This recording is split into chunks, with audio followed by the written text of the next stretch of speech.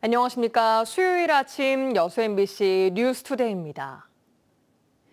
쏟아지는 중국산 저가 제품에 미국의 고율 관세까지 겹치며 철강 산업 위기도 심각한 상황인데요.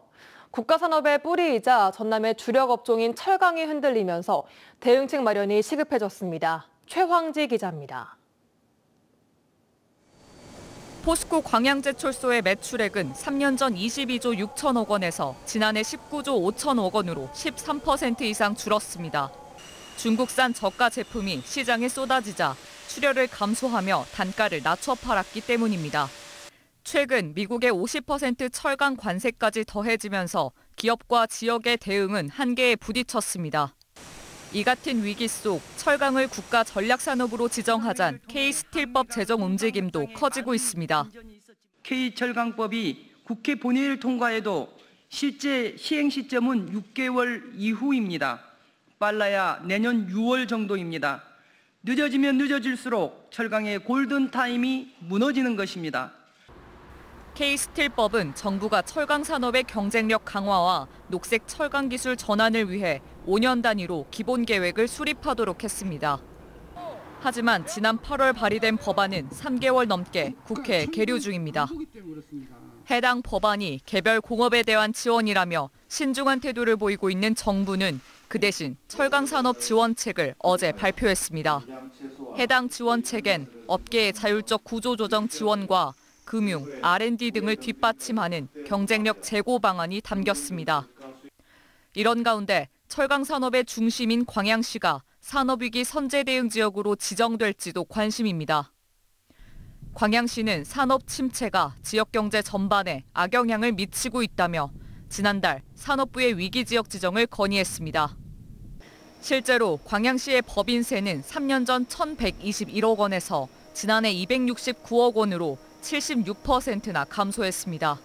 광양시는 국내 철강 생산의 30% 이상을 담당하는 핵심 산업 거점입니다. 이곳의 위기는 곧 국가 철강 공급망의 불안정으로 이어질 수 있는 국가적 사안입니다. 전남도는 위기의 시급성을 고려해 이른 시일 내에 산업위기 선제 대응 지역을 지정해 줄 것을 건의했으며 산업부는 이번 달 중 심의위원회를 개최해 결정할 예정입니다. MBC 뉴스 최양지입니다. 전남도의회 강정일 의원이 포스코 광양제철소의 독립채산제 도입 필요성을 제기했습니다. 강 의원은 제395회 정례회 제1차 본회의 자리에서 포스코의 주요 경영 의사결정이 포항 본사 중심으로 이루어지면서 광양제철소가 창출한 이익이 지역으로 환원되지 못하고 있다며 포항 중심의 통합채산 구조를 광양 독립채산 구조로 전환해야 한다고 촉구했습니다. 또한 광양제철소에 독립채산제가 도입된다면 수소 환원제철 등 친환경 투자 설비와 ESG 경영을 선도해 광양이 탄소 저감 산업도시로 자리매김할 수 있을 것이라고 강조했습니다.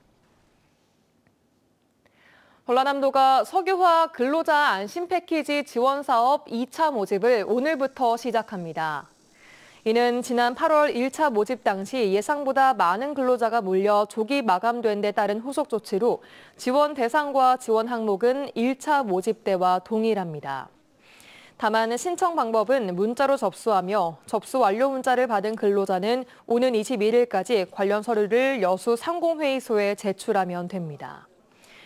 이번 사업으로 여수에 있는 석유화학 업종 기업이나 연관 기업에 재직한 근로자는 기준에 따라 건강복지비 40만 원을 지원받을 수 있습니다. 경전선 보성과 순천을 잇는 구간의 전철화 사업 관련해 조기 착공을 요구하는 목소리가 커지고 있습니다. 최근 공사비가 기존보다 크게 늘어난 것으로 알려지면서 빠른 추진이 필요하다는 주장입니다. 유민호 기자입니다. 순천역에서 출발해 목포로 향하는 경전선 무궁화호 열차.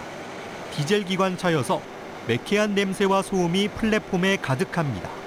경전선 광주와 순천 구간이 전철화되지 않아 KTX 등 전기를 동력으로 하는 열차가 달릴 수 없습니다. 오는 2030년 전철화를 마칠 계획인데 최근 공사비 급증이란 복병을 만났습니다. 보성벌교에서 순천 구간인 509 공사비가 기존 예상보다 5천억 원가량 더 들 것으로 파악됐기 때문입니다. 산을 지나 터널을 뚫고 연약한 지반을 보강하는 데 2천억 원, 순천도심 구간 지하화 공사에 3천억 원이 증가한 것으로 알려졌습니다. 공사비가 늘어나면 타당성 조사를 다시 받아야 하고 그만큼 공사가 미뤄질 수밖에 없습니다. 국토 남북에 비해 동서간 연결망 구축이 매우 열악한 만큼 전철화가 빨리 이루어져야 한다는 목소리입니다. 평일에는 일하는 사람들에 의해서 속도를 빨리 하는 기차가 되면서 자기 시간도 세이빙하고 비즈니스도 도움이 된다 그러면 KTX가 도입되는 것은 적극적으로 찬성합니다. 지역 시민사회단체도 조속한 착공을 요구하고 나섰습니다. 전철화는 전남 모든 지역을 관통하는 현안으로 서부권 시민사회와 연대를 강화하기로 했습니다. 순천 보송 구간이 조기 착공되지 않으면 말 그대로 반쪽짜리가 되는 거잖아요. 그렇기 때문에 이거는 전남 동부권 우리 지역만의 문제가 아니지 않습니까? 전남과 경남을 잇는 경전선 전체 노선 중 전철화되지 않은 유일한 구간. 순천시와 정치권 시민사회는 지역 불균형 해소와 광역 균형 발전 등을 위해서라도 타당성 조사 면제를 통한 조기 착공을 정부에 요청할 방침입니다. MBC 뉴스 유민호입니다. 어제 오후 5시쯤 여수시 신기동 왕복 4차선의 도로에서 5m 크기의 포트홀 등 크고 작은 도로 균열이 발생했습니다. 이 사고로 다친 사람이나 피해 차량은 없었지만 도로 일부가 통제돼 퇴근 시간 극심한 정체가 발생했습니다. 여수시는 누수로 인해 보수 중이던 하수관로가 수압에 의해 터지면서 도로 곳곳에 균열을 낸 것으로 보고 있으며 긴급 복구 작업을 진행할 예정입니다. 제25회 순천 남승용 마라톤 대회가 오는 8일 팔마 종합운동장 등 순천시 일대에서 열립니다. 이번 대회로 당일 오전 8시부터 오후 1시 30분까지 마라톤 코스 주요 도로에서 교통 통제가 이루어집니다. 팔마 오거리에서 팔마 종합운동장과 순천만 국가정원 방향 진입이 금지되고 생태문화교육원에서 맑은물 관리센터 구간은 전면 통제, 도사초에서 인월 사거리 방향은 일방 통행으로 운영됩니다. 순천시는 원활한 대회 진행을 위해 대회 구간을 지나는 차량은 우회하거나 대중교통을 이용해달라고 당부했습니다. 특수법인 서울대가 정부로부터 광양읍 도심 중심에 위치한 증식원을 양여받기 위해 협의를 진행 중인 것으로 알려지고 있습니다. 지역사회는 증식원이 서울대의 필수 교육 연구시설인지에 대한 근본적인 의문을 제기하며 지자체로 양여돼야 한다는 입장인데요. 김주희 기자가 보도합니다. 광양시 광양읍 5천여 제곱미터 면적의 서울대 증식원. 이 증식원은 1948년 국유재산으로 귀속돼 서울대가 관리해오고 있습니다. 최근 일부 나무들에 대한 감벌 작업이 이루어진 것으로 보이지만 교육과 연구의 흔적 등은 찾아보기 어렵습니다. 현재 서울대 측은 정부로부터 이 증식원을 양여받기 위해 협의를 진행하고 있습니다. 지역사회는 강하게 반발하고 있습니다. 증식원이 서울대의 교육 연구 활동의 필수적인 자산인지에 대한 근본적인 의문부터 제기하고 있습니다. 또한 서울대 증식원 부지는 광양읍 도심 속 중심에 자리해 있는 만큼 도시재생, 주거복지, 문화시설 등 공공목적의 활용 가치가 크다는 입장입니다. 실제 올해 전남도 교육청이 수학박물관 입지로 추진했다 무산된 사례 역시 지역사회 주장에 설득력을 더하고 있습니다.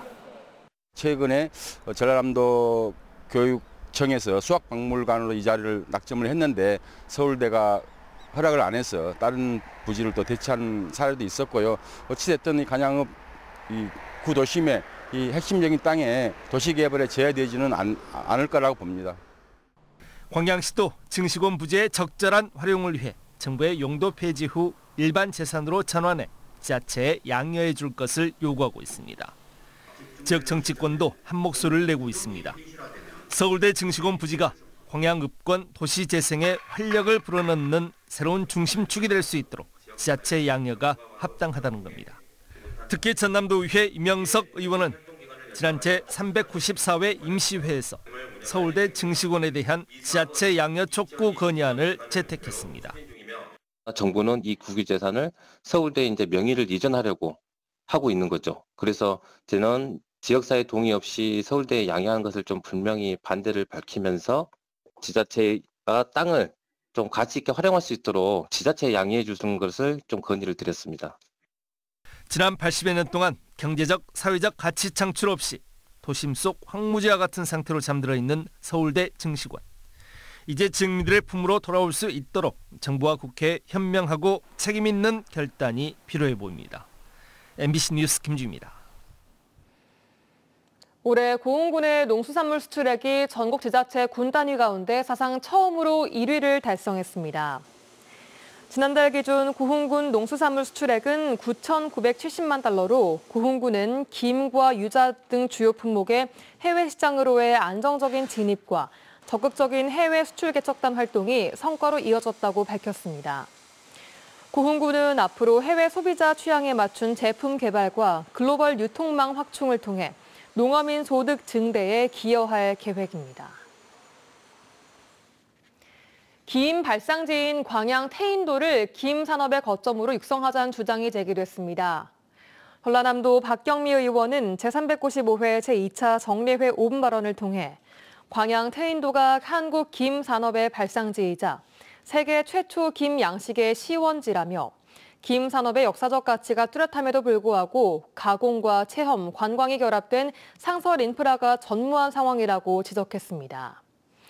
이와 함께 전남도가 광양 태인도의 역사적 가치에 김 가공 공장 설립, 수산식품 클러스터 조성 등 산업적 잠재력을 결합함으로써 전남의 전략 산업으로서 발전시켜 나가야 할 것이라고 강조했습니다. 몽골에서 한국으로 유학 온 고등학생들이 국내 유일의 유학생 배구팀을 꾸려 학교 스포츠클럽 대회에서 돌풍을 일으키고 있습니다. 목표는 전국대회 우승이라고 하는데요. 안준호 기자가 취재했습니다. 올해 초 목포의 한 고등학교에 입학한 몽골 유학생들. 서툰 한국어를 적어가며 공부하는 자세가 사뭇 진지합니다. 수업이 끝나자 반전이 시작됩니다. 유니폼을 갈아입고 배구 코트로 들어서면 매서운 스파이크와 서브를 쏟아냅니다.